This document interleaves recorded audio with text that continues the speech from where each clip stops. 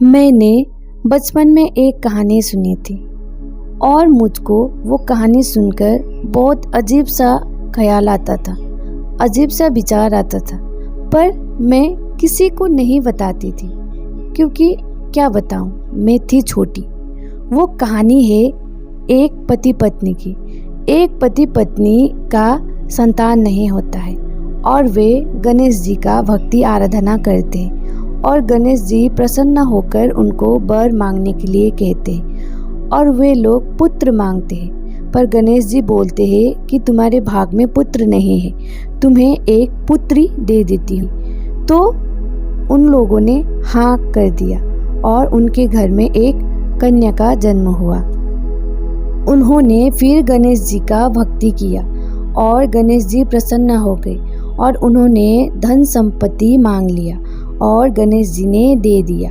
फिर वे लोग खुशी से रहने लगे, अच्छे अच्छे कर्म करते, दान करते, नित्य गंगा जाके स्नान करते, दान पुण्य करते, सब अच्छे ही कर रहे थे। अच्छे से जीवन बीत रहा था। एक पुत्री भी थी। एक दिन वो पति पत्नी गंगा स्नान के लिए जाते समय अपनी कन्या से बोलते हैं कि तुम कुछ चावल को साफ करके रखो, हम आके पूजा करेंगे। ऐसा बोलकर वे दोनों गंगा स्नान के लिए चले गए। तब उन लोगों का पुण्य ज्यादा होकर इंद्र लोग डगमगाने लगे, इंद्र भगवान डरने लगे। तो वे जाकर शिव जी से कहे कि इन लोगों का पुण्य ज्यादा हो गया, अब कुछ पाप कराते हैं, आप जाके इन लोगों का पुण्य भ्रष्ट कर दो। फिर तो शिव जी भिक्षु रूप धारण करके वहां आए और वो छोटी सी 5 साल की कन्या चावल साफ कर रही थी पूजा के लिए और शिव जी भगवान बोले कि भिक्षा दे दो और वे कन्या बोली कुछ देर रुको।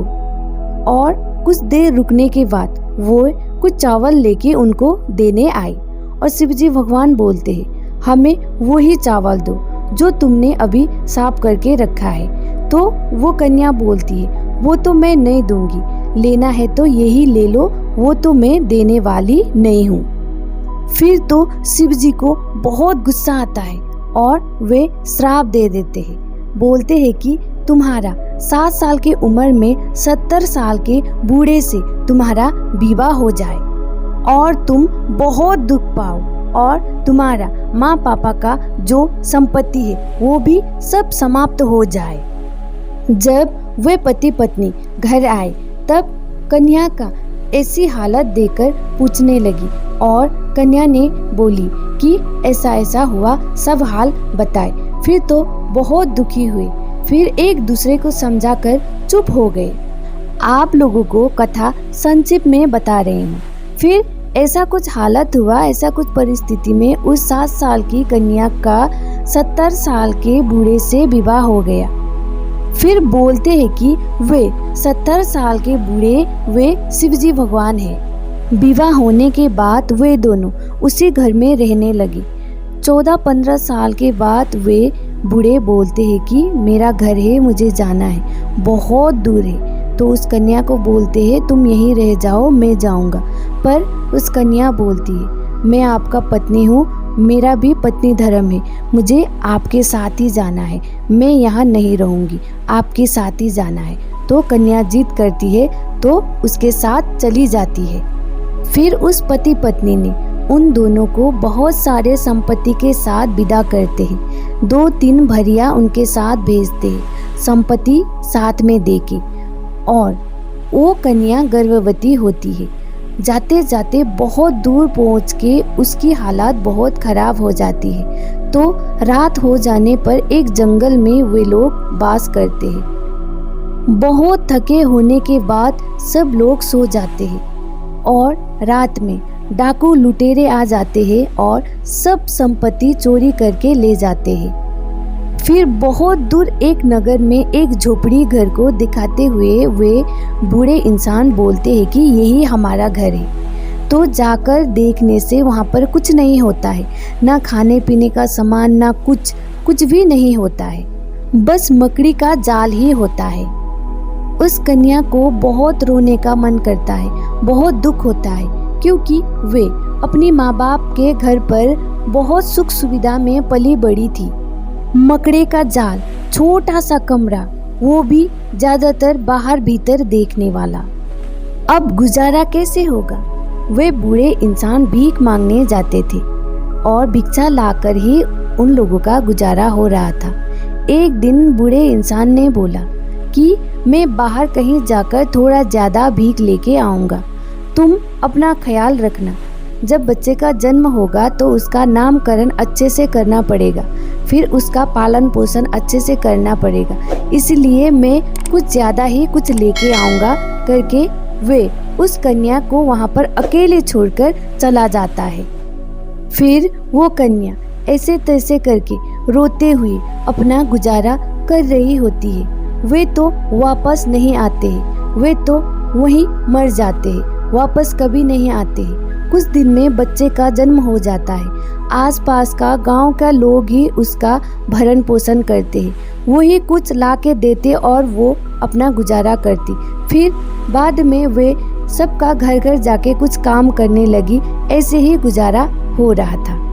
ऐसे ही गुजारा हो रहा होता है। जब उसका पुत्र युवा अवस्था का होता है तब उसका ही कुछ बढ़ता का प्रभाव से शिवजी भगवान ही प्रसन्न होकर उसको राजा होने का वर दे देते हैं। फिर किसी एक देश का राजा बन जाते हैं और वो राजमाता बन जाती है। तब मैं सोचती कि पुण्य करने से भी इतना ज्यादा दुख मिलता है। शिवजी भगवान इतना निर्दोष बालक को कैसे श्राप दे सकते हैं? ये भगवान है कि क्या है?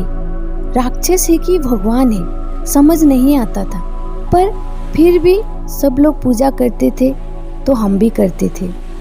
उनका व्यवहार देख के मन में बहुत सारी बात उठती थी। सोचने लगती, भगवान का व्यवहार कैसे ऐसा हो सकता है? कैसे दुष्ट भगवान है? 70 साल का बूढ़े का रूप धारण करके एक छोटी सी बालक से विवाह किया। कितना क्रूर है उनमें, और उस कन्या को इतना दुख दे दिया। तो ये सवाल मेरे मन में रहता ही था, गूंजता ही रहता था। और भाग्यशाली होने का अर्थ क्या है? अंत में जाके, बुढ़ापा में जाके राजमाता होना, ये भाग्यशाली होने का अर्थ है। ये होने से तो ना होना ही बेहतर है, ऐसा मुझे लगता था। मैं थी छोटी सी, 10-11 साल, शायद उससे भी छोटी। सब लोग इस पुस्तक को पढ़ते, पूजा करते और 1 महीने का व्रत भी करते। और मेरे मन में उस किताब में जो जो लिखा था, बहुत सारी और भी बातें, उस सब चीजों को लेकर प्रश्न ही उठता रहता था, मानने को राजी नहीं होता था। इतना दुष्ट कार्य भगवान का कैसे हो सकता है? लोग इसी बात को पढ़ते हैं और प्रणाम करके पूजा करके रखते हैं, और मेरे मन में ये ख्याल आता ही रहता कि हम क्यों पूजा करें ऐसे भगवान का। ना करूं, पर मन में डर था कुछ ना हो जाए, फिर ऐसे ही श्राप ना दे दे। तो भगवान से प्रेम नहीं, श्राप का डर रहता था। कुछ कर ना दे अपने साथ या अपनों के साथ, ऐसा डर के कारण फिर भगवान को मानना पड़ता था।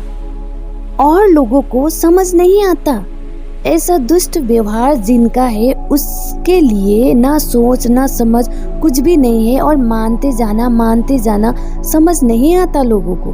कभी प्रश्न नहीं उठती, कभी जिज्ञासा नहीं होता। भगवान से किसी का भी प्रेम नहीं है, बस डर के लिए पूजा करते हैं। आज हमें समझ आता है, डर के लिए ही भगवान के पास दिखावा करते हैं कि मेरा ये काम बन जाए, मैं भगवान को ना मानूंगी तो कुछ काम ना बिगड़ जाए, कुछ अनहोनी ना हो जाए। इन्हीं सब कारण से ही भगवान के पास जाते हैं, पूजा करते हैं। असल में प्रेम है ही नहीं, सब डर की व्यापार है। ये डर के लिए सब दिखावा करते हैं। शिव जी को इतना दुष्ट बना दिए, शिव जी को इतना अपमान कर दिए। रचने वाले इंसान कैसे होंगे? जिनका व्यवहार कैसा होगा?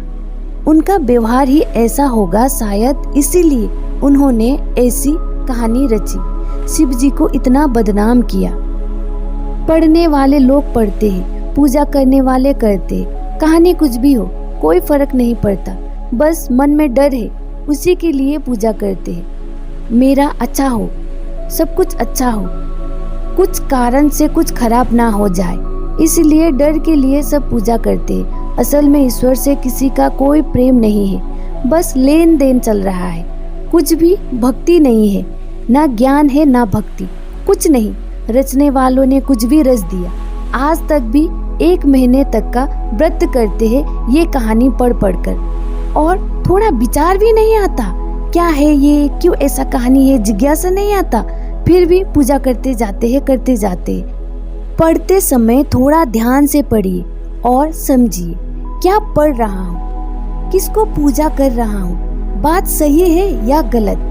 रचने वाले इंसान ने कुछ भी रच दिया और आप लोग भी रट्टा मार मार कर उसी को पूजा करते हो। उसमें सही क्या बात है जो आप पूजा करते हैं? ईश्वर को जानने के लिए, ईश्वर को समझने के लिए आपके अंदर भी थोड़ा समझ होना होगा, आपके अंदर प्रेम होना होगा, तब आप ईश्वर को जानोगे। ईश्वर तो आनंदमय है, ईश्वर तो निराली है, ईश्वर तो अद्भुत है। ईश्वर के नजदीक जाने के लिए बस ईमानदारी चाहिए, थोड़ा समझ और प्रेम चाहिए। किसी के भी बातों में मत आइए, ईश्वर को पहचानिए। आपके अंदर ही ईश्वर है, आपके बाहर ही ईश्वर है, हर जगह मौजूद है।